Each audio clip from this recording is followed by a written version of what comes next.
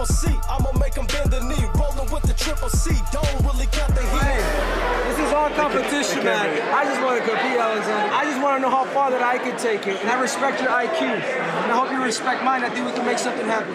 Well, let's see if we can make that happen. All right? So a lot of people are dismissing me now. Okay, Alexander Volkanovski had an amazing performance against a guy who has never been in 5 rounds with somebody for the first time. That's right. I'm talking about Islam Makhachev versus Alexander Volkanovski. Okay, kudos. Kudos, Alexander. You did a great job. You went all 5 rounds and people thought you won. The problem that I have is when I went up a weight class, I stopped him. There was no decision that I was going to allow the judges to take this from me. I went out there, I stopped him, and I did what I had to do to really call yourself and solidify yourself as champion. So did Conor McGregor, so did Daniel Cormier, and guess what? So did Amanda Nunes. So what am I trying to say here? What I'm trying to say here sometimes people will overhype something, and I'm guilty of it too. Guess what, Alexander? I wasn't giving you a chance. I wasn't giving you a chance with Islam Makhachev. Why? Because I just felt he was bigger and too much of that wrestler would probably overwhelm me. But guess what? I am man enough to say, hey, Alexander Volkanovski is a lot better than what I thought it was defensively. But where am I getting at, guys? Why are people dismissing me against Alexander Volkanovski? Okay, he defended a couple of takedowns, but guess what? Islam's not an Olympic champion. Guess what? Islam doesn't have my striking. Guess what? He's not faster than me. Guess what? Yeah, he is bigger than me, but I'm a smaller target. And it's the same reason why people are super problematic with Alexander Volkanovski is the simple fact that he's short, he's fun-sized, and he has that against him. But I will not be fighting Alexander Volkanovski at 155 pounds. Bring him down to 145 pounds. Bring him down a featherweight. And that's, at the end of the day, guys, that's my ultimate goal.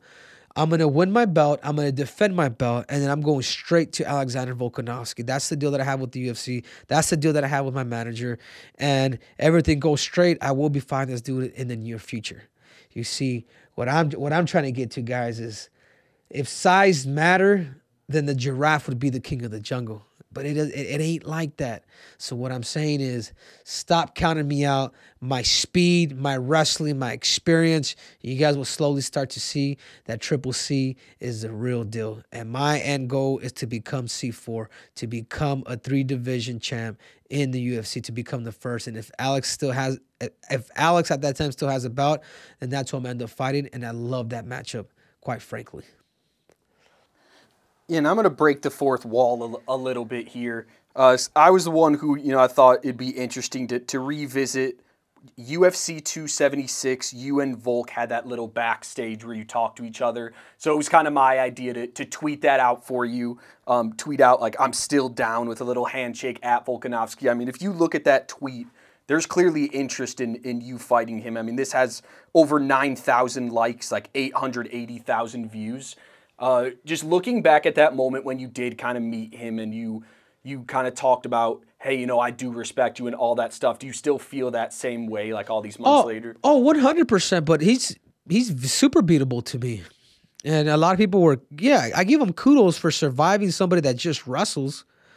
But Islam's not a threat on his feet. As much as they want to talk about striking and stand-up, he's not a threat on his feet. Even with Charles Oliveira, like Islam caught Charles Oliveira because a lot of what Charles Oliveira doesn't do, he breaks distance too much. He stays in that fight zone. He's a rangier fighter. So of course, man, styles make fights, experience makes fight. But I'm not gonna be fighting this guy at 155 pounds. Then at that time, I'm really kind of playing with fire because he is the bigger man. At 145 pounds, you bring him down. I can see it's still a great matchup.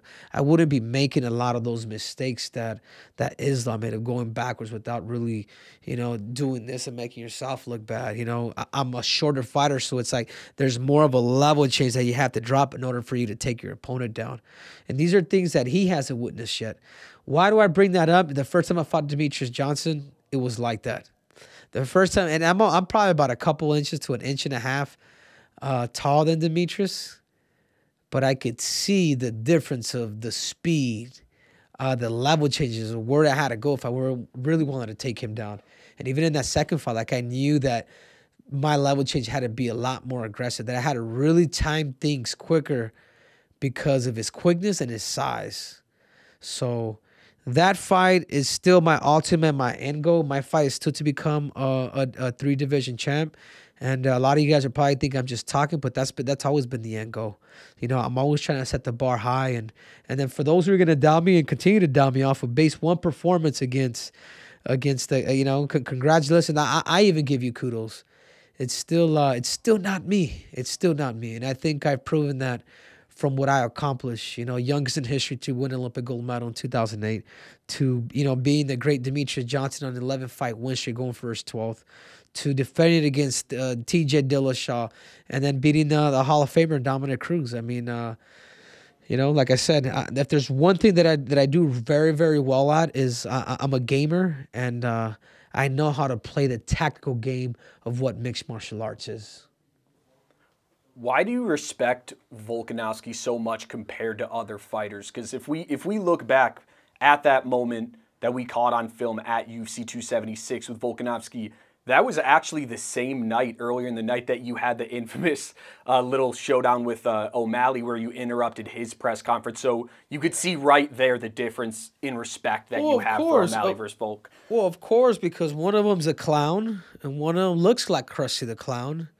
And then the other one's actually proven. The other one has actually won something and has been dominating, has been on a 6-fight winning streak. Is that what it is, Michael? I don't know how many title defenses Volkanovski has, even though, you know, Max Holloway too was a little controversial. But I think in this time, at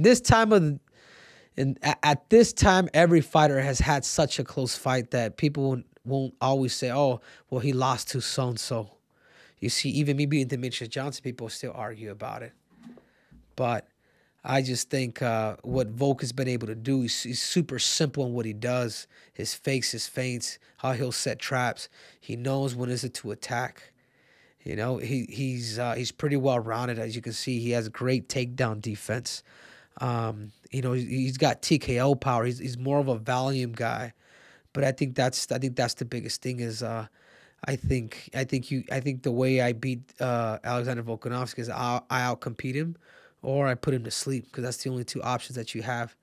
And but I like it. I like my chances. So last question: when you watched him fight Islam and how well he did against him, like what was going through your head watching that fight? Like, did you feel better about your chances against Volk, or did you think like, man, this guy's doing this against a big 155? Like, what was going through your head? No, well, remember, speed was a difference too, and there's a lot of things that Islam does need to go back and actually work on, and one of it, and number one, is his defense. You know, how is it that you evade your punches? Are your hands up? You know, he was going in a linear line rather than kind of cutting into an L where you're able to counterattack or just be out of the line of fire. You know, I think there is an insecurity with him not kicking Islam. And I think that was a big mistake, because the kicking is what makes Volkanovski dangerous. It's kicking, and it's that smoke right hand. It's that jab right hand. Everything that he typically tends to do, or he'll juke and he'll throw that right hand. So he's able to kind of get these different sequences, patterns, but they're all the same combinations. And I feel like I've seen enough to where, okay, I have different poisons that I feel like could really surprise him. And I'd be attacking the chin, the temple, or anywhere that I can put his lights out.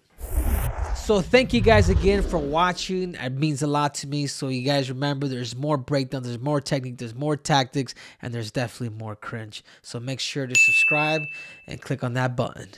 I'm out!